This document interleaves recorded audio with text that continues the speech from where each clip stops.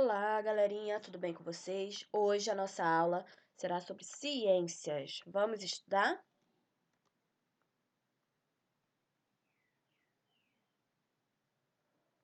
O nosso conteúdo de hoje será sobre plantas, tá bom? No nosso caderno 2.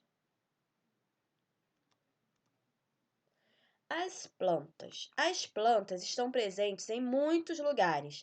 Elas fazem parte do grupo dos vegetais.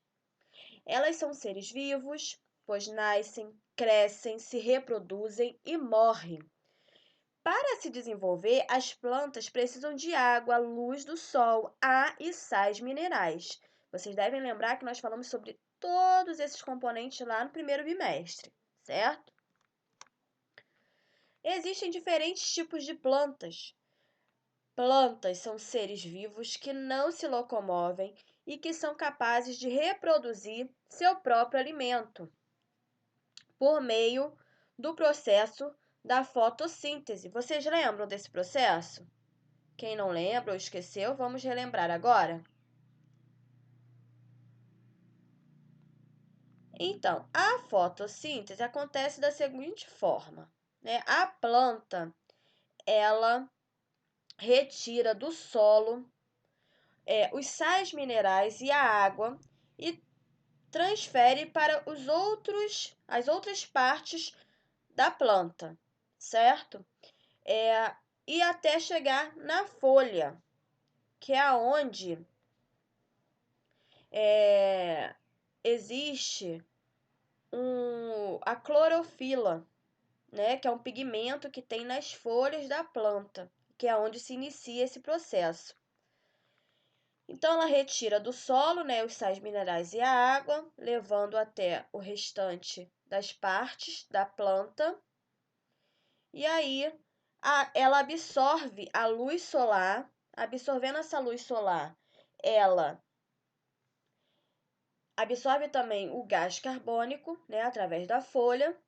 E a planta libera também um outro gás que é importante para os seres vivos, que é o gás oxigênio, né? Que nós necessitamos desse gás para respirar. Então, é assim que acontece a fotossíntese, e é onde também ela consegue produzir o seu próprio alimento, ok? As plantas estão presentes em vários momentos do nosso dia a dia, né? Onde nós andamos, ou para ir na casa de um amigo, ou para ir para a escola, nós encontramos, né, plantas pelo caminho, diversos tipos de plantas, né? Além de serem utilizados na alimentação, né, as plantas, elas também servem de matéria-prima para fabricar vários produtos, por exemplo, o armário, né, que é a madeira, o alimento e também os perfumes, né, que tira o aroma, né, o cheiro, as substâncias que existem no perfume também utiliza a planta como matéria-prima. Como vimos, as plantas elas são capazes de produzir seu próprio alimento e elas também podem ser aproveitadas de muitas formas, né, para muitas coisas. Quando você passeia por um jardim ou uma praça, com certeza deve observar as plantas. Elas têm tamanhos, formas, cores bem diferentes uma das outras, não é mesmo? Por exemplo, aqui nós podemos ver lá no parquinho onde tem as crianças brincando, que tem flores roxas, né, com a plantinha com a flor roxa, a outra com a flor azul, né? Outras árvores que não estão com flores nem frutos. A outra do lado, né? Onde tem as árvores, né? Os caules diferentes. Então, são diversos tipos de plantas, né? De diferentes formas. E na natureza encontramos uma quantidade de plantas diferentes. A primeira ali, por exemplo, é que tem flores, ela não dá fruto, só tem flores. A outra, olha, que tem fruto. A outra, que está sem fruto agora, mas é o coqueiro, que também dá o fruto, que é o coco. E existem grupos de plantas, né? E são 4. 4 grupos diferentes, que têm características fáceis de serem observadas. O primeiro é o musgos. Os musgos, que são plantas com poucos centímetros de altura, não produzem flores nem frutos, e suas folhas, seu caule e suas raízes não são considerados verdadeiros. Elas são plantas de pequeno porte e de estrutura simples. Eles não apresentam vasos condutores, né, flores nem sementes, não têm. Os musgos podem ser encontrados em quase todas as partes do mundo, até mesmo nas regiões congeladas. Elas vivem em ambientes diferentes, né, em ambientes úmidos e sombreados, né, escuros. Elas podem crescer sobre diferentes solos, como rochas, troncos de árvore e até mesmo em paredes.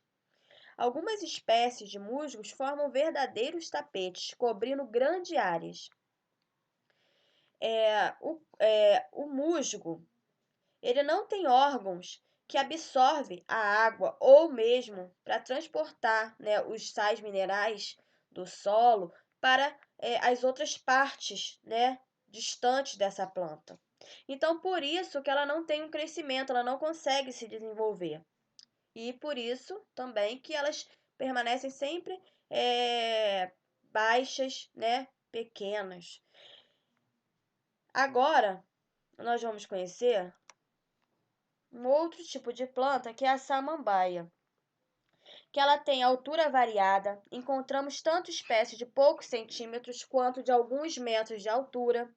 São maiores do que os musgos, pois têm caule com estruturas que possibilitam o transporte de substância pela planta, né? Que a planta consegue, com esse caule, levar as substâncias, ou a água, os sais minerais, para as outras partes dela, como as folhas. Mesmo assim, depende da água para a reprodução, pois elas gostam muito de viver em locais úmidos e com sombra também. Né? Para ela se desenvolver bem, ela precisa de sombra e de bastante água. Ela gosta de ficar bem úmida.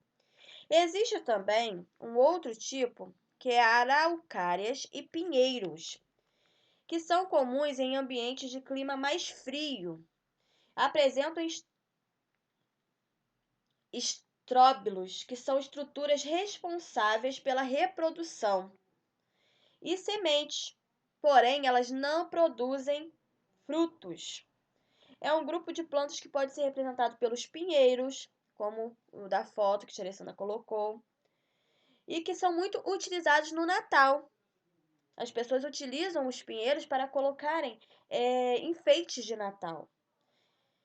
E as araucárias, que têm pinhas, né, desse lado direito, que são estruturas cheias de sementes, conhecidas como pinhões, tá bom?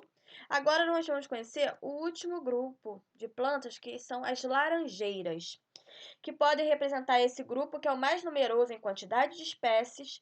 São consideradas mais complexas, pois apresentam praticamente todas as partes de uma planta. Vocês podem observar que as outras, né, não têm todas as partes da planta, né? A samambaia, o pinheiro, nem os musgos não têm todas as partes da planta, como essa, que tem a raiz, o caule, as folhas, as flores, o fruto e a semente. Então ela é completa, ela tem todas as partes da planta, tá ok? Por hoje é só, galerinha. Um grande beijo, até a próxima!